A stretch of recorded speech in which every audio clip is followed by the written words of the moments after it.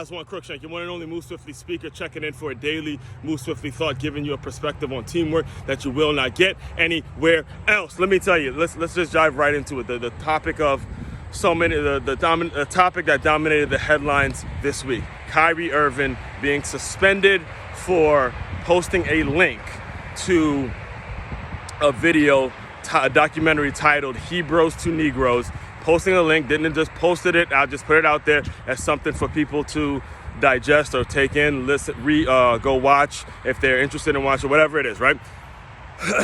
And it resulted in him being suspended for 5 games without pay. Now, I got to tell you, one of my virtual mentors, a guy named Dre Baldwin, I read his email about the situation, and he brought up a very valid point. He said, why is it that we, as athletes, former athletes, current athletes, whatever it is, people that are in this world, pay attention to this kind of stuff, pay attention to what goes on in the athletic world, and fans of football, basketball, and all those kinds of things. Why is it that we supported Colin Kaepernick, yet we are not supporting Kyrie Irving the same way we supported Colin Kaepernick? And here's where I'm going to answer that question, because it's a very valid question. I think it's a question that all us black men specifically, have got to answer, whether you answer it in the comment section or whether you answer it in your own heart and in your own mind. However you answer this question, you have to actually, it's a very fair question that he put out there in his email, and you have got to answer it. And here's my take on it.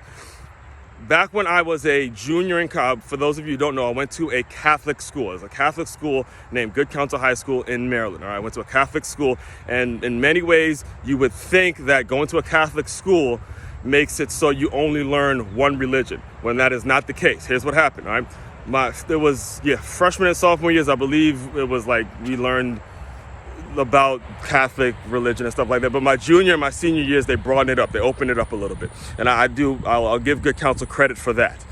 My junior year, I took a class named World Religions by Dr.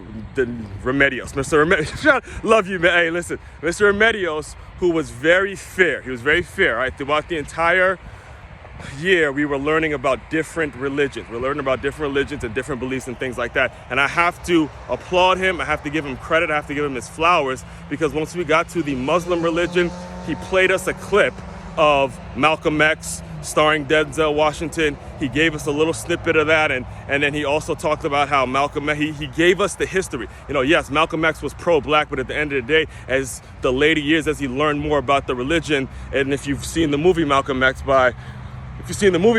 you know that at the end of it, you saw Denzel Washington, going and praying with white people, black people, people of all different races when he went on his they went on his pilgrimage, and he learned more about the Muslim religion and how it wasn't just about black people. He played clips of it. He didn't play the whole movie, didn't have time to, because this is a high school class, but he played clips of it to where we can see, okay, Malcolm X was pro-black, but he started to evolve, and he started to accept that there are people of all races that are looking to be treated equally and things of that nature. All right, that was my junior year.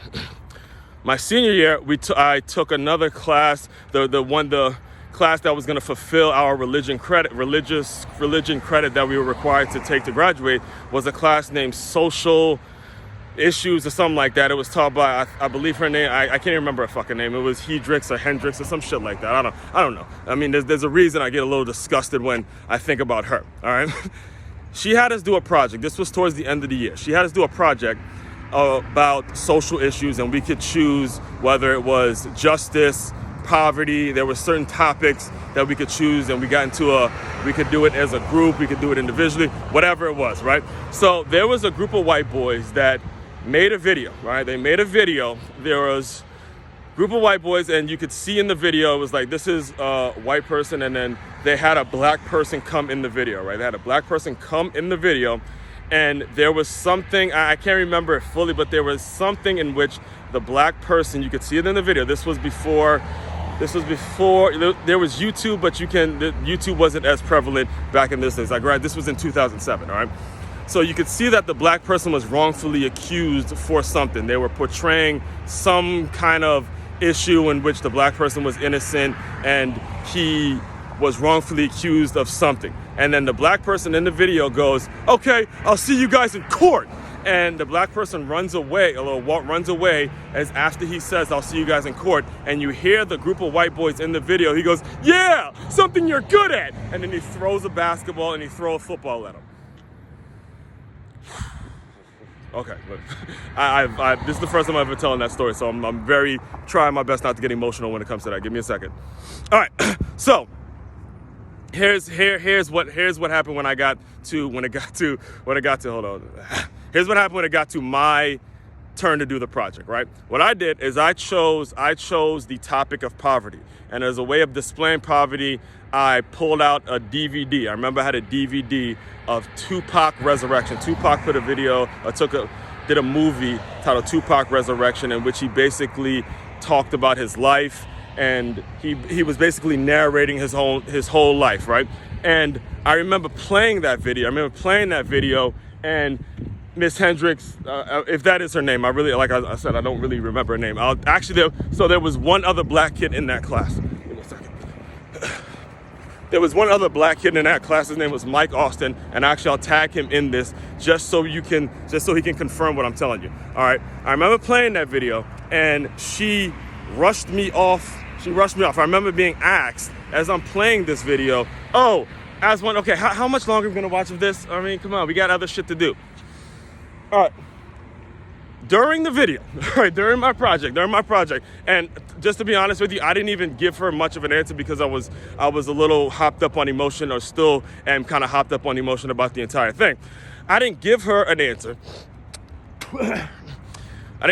But what made me stop playing the video, right? What made me stop playing the video of Tupac was when I looked over, I was looking at the response, and I'm, just like I was then, it's just like I am now. When I'm giving a workshop or I'm giving a speech or whatever it is, I'm always looking at the way the crowd is responding and things of that nature. I remember looking at Mike, his name was Mike Austin, the other black kid in the class, and he puts his fist up like, yeah, Wani, yeah, show him, motherfucker, yeah. All right, and that, hopefully all of that answers the question. All right, the reason we are more of support, or there's a supportive feeling when you think about Colin Kaepernick versus this dismissive feeling when it comes to Kyrie Irving, is because previously Kyrie Irving had the reputation, or at least the media, the mainstream media, gave him the reputation to label him as someone who doesn't want to play. All right, they labeled him as someone who doesn't want to play for whatever reason. Every single year, you thinking and you looking at Kyrie Irving, and for whatever reason, he's not on the court. Colin Kaepernick wants to play ball. And as black people, and for those of you who are listening to me who keep up with my work, and if you keep up with my work, you are not for BLM or you're not for WLMM, you're just for people. You're just for doing things the right way, because that's everything that I put out there that's kind of been the relevant theme to everything I put out there. All we want, and it's not, when I say we, I don't mean just black people, black men, all people, period, want, if they're gonna move forward, is to know that someone's got their back. To know that we have teammates. So the reason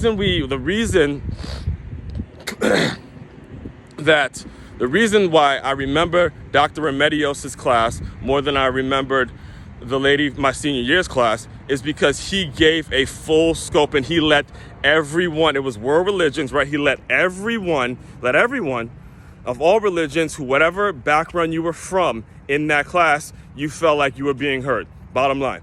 In the social issues class, my senior year, everyone didn't feel like they were heard. Everyone was not heard. And that's the difference.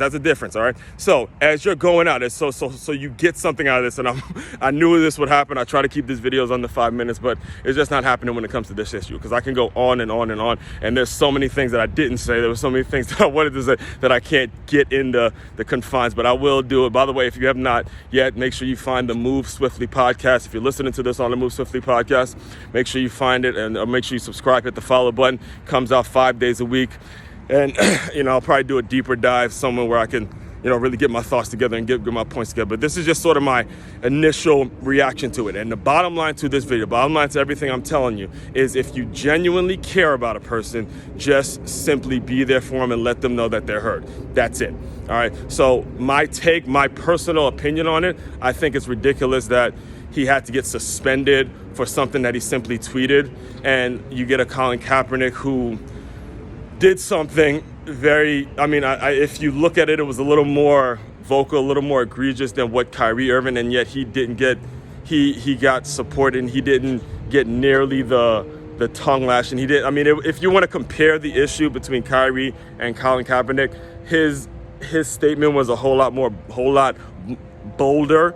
It was a lot more bold. It was a lot more direct. Excuse me, guys. A lot more direct versus Kyrie simply just tweeting some information out there that some people may have appreciated and some people may have been offended by, and all of a sudden he's suspended for 5 games. So take that into your mind and heart. Hopefully that sparks up some great conversations. And you guys, as Aswand Cruickshank checking out, you guys, your one and only Move Swiftly speaker, you guys continue to move swiftly. We will talk more soon.